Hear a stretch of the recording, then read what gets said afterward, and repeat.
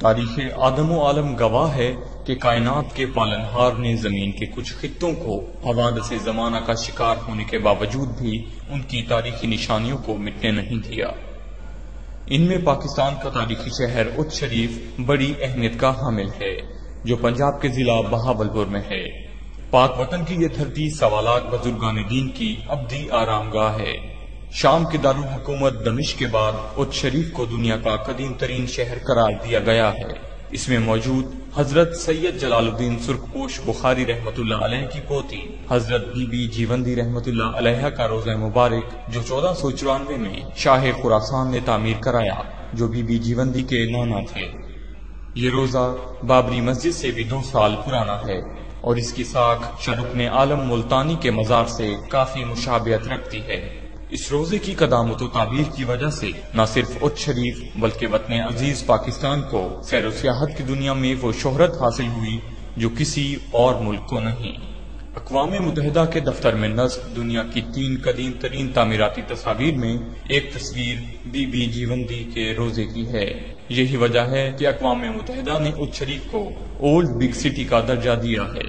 حضرت سید جلال الدین سرخپوش بخاری رحمۃ اللہ علیہ، حضرت مخدوم جہانیہ جہاں گشت رحمۃ اللہ علیہ، حضرت سید صدر الدین راجن کتال رحمۃ اللہ علیہ، حضرت سید بدر الدین باکھری رحمۃ اللہ علیہ، حضرت سید بہاول حلیم رحمۃ اللہ علیہ، حضرت سید فضل الدین لاڈلا رحمۃ اللہ علیہ، حضرت سید صفی الدین گازرونی حقانی رحمۃ اللہ علیہ اور سید حضرت کبیر الدین حسن دریا رحمۃ اللہ علیہ کے مزارات روحانی فیوز و برکات کا مظہر ہیں۔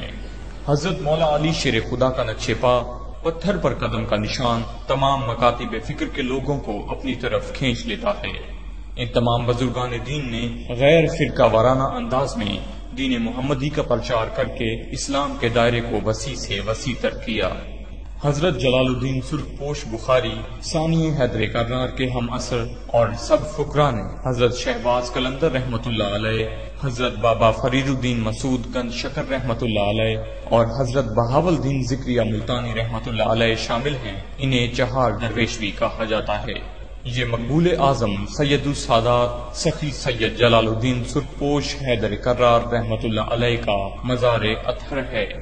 آپ خانوادہ رسول کے لال ولایت سرکار امام علی نقی علیہ السلام کی لڑی سے نقوی سید زادے ہیں۔ آپ کے والد محترم قبلہ سید علی ابو المعید رحمۃ اللہ علیہ بلند پایا بزرگ تھے۔ سید علی ابو المعید کے عقد میں 4 مستورات تھیں۔ ان میں سے ایک بی بی شہر بانو دختر سلطان محمود شاہ ترام تھی، جن کے وطن سے بعد نماز جمعہ 5 ذی الحج 595 ہجری کو آپ کی ولادت ہوئی۔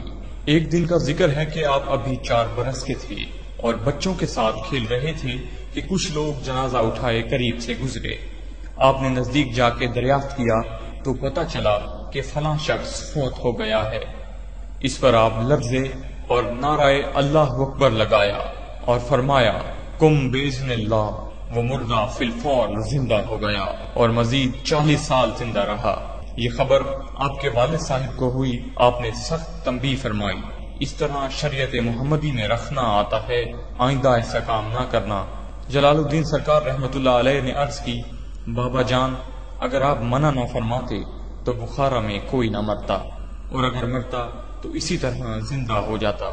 آپ کا وصال مبارک 690 ہجری میں ہوا، جس کا سالانہ 3 روزہ عرس بڑے عقیدت و احترام سے منایا جاتا ہے۔ افتتاحی تقریب سجادہ نشین دربار عالیہ جلالیہ مخدوم الملک مخدوم المخادیم سید السادات مورث اعلیٰ خانوادہ بخاریہ بر صغیر پاک و ہند مخدوم نوول نوبہار المعروف مخدوم سید زمرد حسین بخاری حسنی الحسینی کرتے ہیں۔ دربار کو عرق گلاب سے غسل دینے کے بعد چادر چڑھاتے ہیں، جبکہ رات کو محفل نعت کی صدارت بھی آپ کرتے ہیں۔ ختم قرآن مجید کے بعد ہزاروں مریدوں میں سجادہ نشین لنگر تقسیم کرتے ہیں۔ یہ مزار سرکار سید محمد غوث رحمۃ اللہ علیہ کا ہے، جو سید جلال الدین سرخپوش حیدر بخاری کے تیسرے فرزند ہیں۔ بی بی غلام فاطمہ بنت سید بدر الدین باکھری کے وطن سے ہیں۔ آپ شاہ جینا سادات کے جد امجد ہیں، اور یہ مزار سخی سلطان سید احمد کبیر جو جلال الدین سرخپوش حیدر کے چوتھے فرزند ہیں، جو بی بی غلام زہرا بنت سید بدر الدین باکھری کے وطن سے ہیں۔ آپ جلال الدین سرخپوش حیدر کی دستار کے وارث اور سجادہ نشین ہوئے۔ آپ مخدوم جہانیہ جہاں گشت رحمۃ اللہ علیہ اور سرکار سید صدر الدین راجن کتال کے والد محترم تھے۔ 661 ہجری کو جب سید جلال الدین سرخپوش بخاری اچ شریف میں تشریف لائے تو اپنے خلفاء کو بھیجا کہ کنویں سے پانی لاؤ۔ اس وقت ایک کنواں تھا جو رام رام کا ورد کر رہا تھا۔ کنواں الٹا اور بغیر بیلوں کے چل رہا تھا۔ مریدوں نے سرکار سید جلال الدین سرخپوش بخاری ثانی حیدر کرار کی خدمت میں حاضر ہو کر کنویں کی تمام کیفیت بتائی۔ آپ نے روحانی جلال سے کنویں کو کلمہ محمدی پڑھنے کا حکم دیا۔ کنویں نے کلمہ پڑھا اور اللہ ہو۔ یہ روزہ سید بہاول حلیم کا ہے جو سرکار سید جلال الدین سرخپوش بخاری کے پوتے ہیں، جو سرکار سید جلال الدین سرخپوش بخاری کے بڑے بیٹے سید سید علی کے فرزند ہیں۔ آپ اولاً اپنے دادا حضرت سید جلال الدین سرخپوش بخاری کی خدمت میں حاضر ہو کر تربیت حاصل کرتے رہے۔ ان کی وفات کے بعد حضرت مختوم جہانیہ جہاں گشت رحمۃ اللہ علیہ کی خدمت میں رہے، ان سے بیعت کی، فیوز ظاہر و باطنی حاصل کیے۔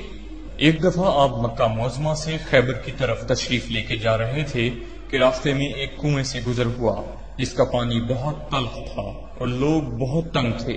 آپ نے دعا فرمائی تو پانی اسی وقت ٹھنڈا اور شیریں ہو گیا۔ سارے علاقے میں شہرت پھیل گئی۔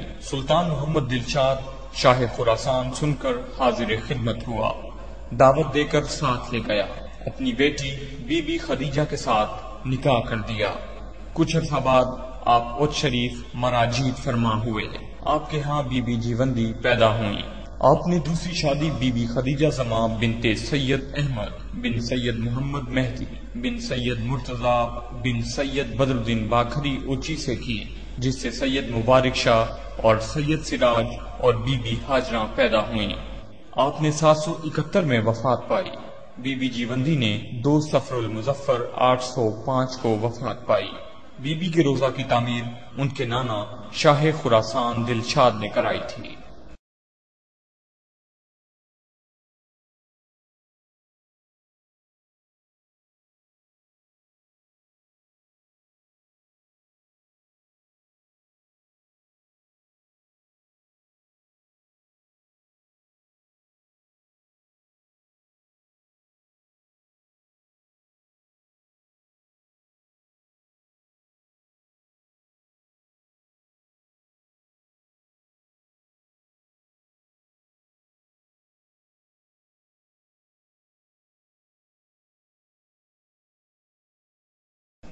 یہ مزار حضرت سید بدر الدین باکھری رحمۃ اللہ علیہ کا ہے۔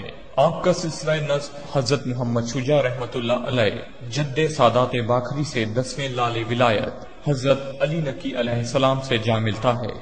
آپ حضرت سید جلال الدین سرخپوش بخاری ثانی حیدر کرار کے سسر اور سید محمد غوث رحمۃ اللہ علیہ اور حضرت سید سلطان سید احمد کبیر رحمۃ اللہ علیہ کے نانا جان تھے۔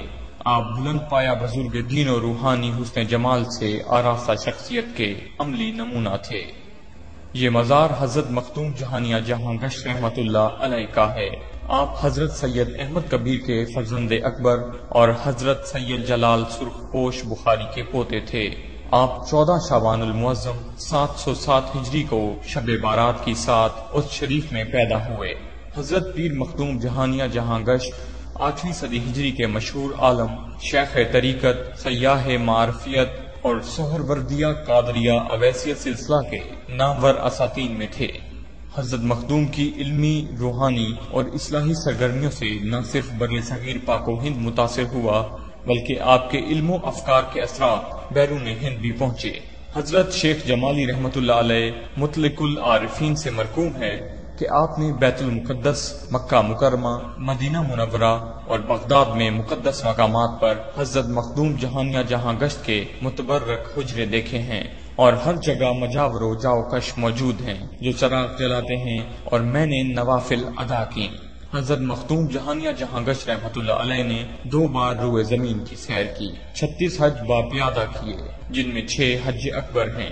حضرت مخدوم جہانیہ جہاں گشت رحمت اللہ علیہ نے دلی کے مندرجہ ذیل 7 بادشاہوں کا دور حکومت دیکھا: علاء الدین خلجی، شہاب الدین خلجی، قطب الدین مبارک شاہ، ناصر الدین خسرو، غیاث الدین تغلق، محمد تغلق، فیروز شاہ تغلق۔ حضرت سید صدر الدین راجن کتال فرماتے ہیں کہ آپ نے 360 اہل کمال اولیاء اللہ سے فیض ظاہر و باطنی حاصل کیا۔ حضرت سید جہانگیر اشرف سامنائی رحمت اللہ علیہ فرماتے ہیں کہ بہت سے اولیاء اللہ نے مورخ و حقائق کی تلاش میں سیاحت کی، لیکن مخدوم جہانیہ جہاں گشت رحمت اللہ علیہ کی طرح کسی نے سفر نہیں کیا۔ حضرت شیخ عبدالحق دہلوی لکھتے ہیں، حضرت مخدوم جہانیہ جہاں گشت رحمت اللہ علیہ نے مصر، خراسان، شام، عراق، بلخ اور بخارا کا سفر کیا۔ بہت سے نامور اولیاء کرام اور مشائخ سے فائدہ اور نعمت حاصل کی۔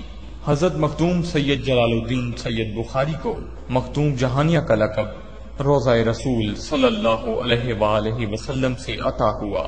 وہ اس طرح کہ ایک بار سرکار جہانیہ رحمت اللہ علیہ پاک نبی صلی اللہ علیہ وسلم کے روضے کی زیارت کے لیے روضے پر پہنچے، لیکن روضے کے اندر جانے سے مجاور روضہ مولانا عطری نے منع کیا اور کہا کہ روضہ کے اندر جانے کے لیے زلف تراشی ضروری ہے۔ آپ نے فرمایا، میں سید زادہ ہوں، میرے بالوں کو کوئی غیر سید ہاتھ نہیں لگائے گا بلکہ سید زادہ ہی ہاتھ لگائے گا۔